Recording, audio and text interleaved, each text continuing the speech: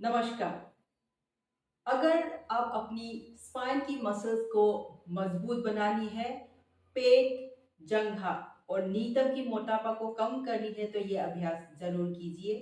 पहले आप अपनी हथेली और घुटनों के बल खड़े हो जाए, इस तरह।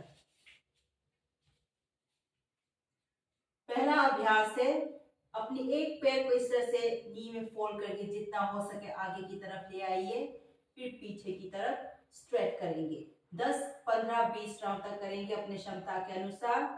1, 2, 3, 4, 5, 6, 7, 8, 9, 10।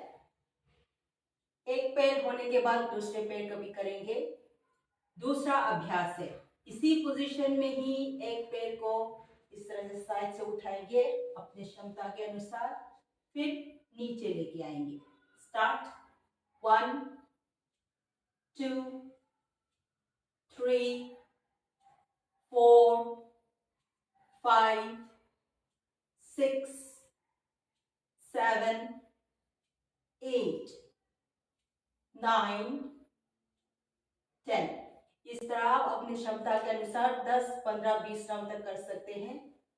तीसरा अभ्यास, 1, 2, 3, 4, 5, 6, 7, 8, 9, 10। एक पैर खत्म होने के बाद दूसरे पैर को भी कीजिए। ये 3 अभ्यास आप दिन में 2 या 3 बार कर सकते हैं। आज के लिए बस इतना। मिलते हैं अगले वीडियो में एक नई प्रैक्टिस के साथ।